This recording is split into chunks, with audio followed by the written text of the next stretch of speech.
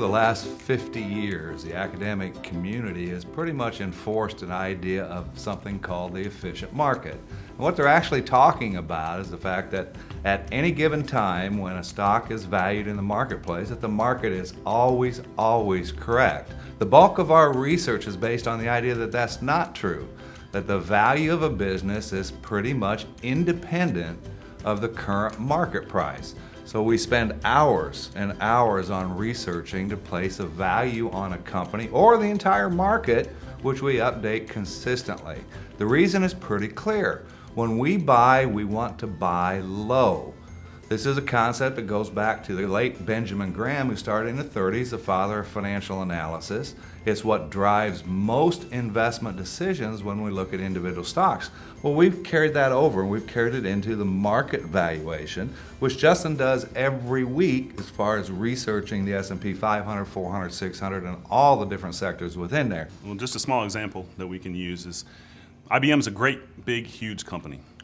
If you put together all the bits and pieces of the company, the real estate they own, all the people they employ, the salaries, the investments that they make themselves, their research and development, you can whittle this all down and come to terms and try your best to get an actual value of the company.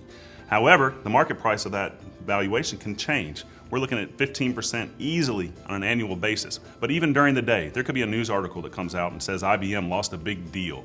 And because of that, the price of IBM stock falls 10%. Now, in the time it took you to find that article, read that article, do you think the actual valuation of IBM as a company as a whole has changed 10%? That's how quickly these things happen. They happen consistently. The average common stock, the difference between the high price in a given year and the low price in a given year is actually close to 30%.